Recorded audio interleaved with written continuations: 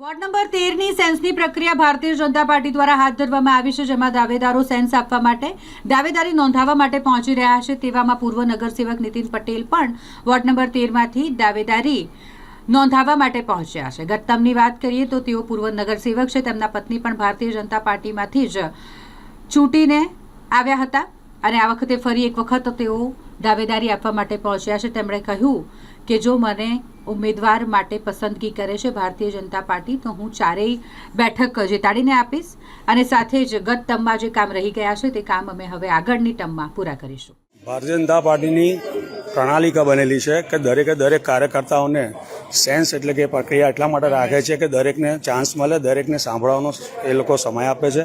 એટલે આ ચાલતી પ્રણાલિકા આજે પણ છે અને આજે પણ અમે હવે આવ્યા છે અહીંયા આગળ ઉમેદવારી નોંધાવવા માટે અને પાર્ટી સર્વોપરી છે, જે બી કહેશે એ નક્કી જ હોય છે। પણ અત્યારે હું જે જૂનો છું 2004-05માં હતો ત્યારે જેટલા બી કોંગ્રેસના આ બધા અપક્ષ હતા આપણે એમને હરાવ્યા છે પાર્ટીના મજબૂતી, પાર્ટીના મેન્ડેટથી। ત્યાર પછીથી જ્યારથી મારી સીટ અનફોર્ચ્યુનેટલી કંઈ પણ એમના સમીકરણથી ના મળી ત્યારથી કોંગ્રેસની સીટ જીતી આવી છે। પણ આ વખતે મક્કમતાથી હું માગવાનું છું કે જો મારે વોર્ડ નંબર 13માં પેનલ લાવી હોય તો હું સક્ષમ છું અને હું પેનલ લાવીને બતાવીશ। જ્યારે સમાજ સેવક તરીકે કામ કરવું હોય તો આ એક આપણને પ્લેટફોર્મ મળે છે એકચ્યુઅલી।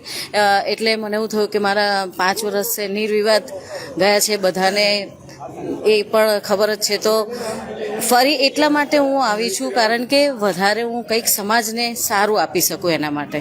ધન્યવાદ।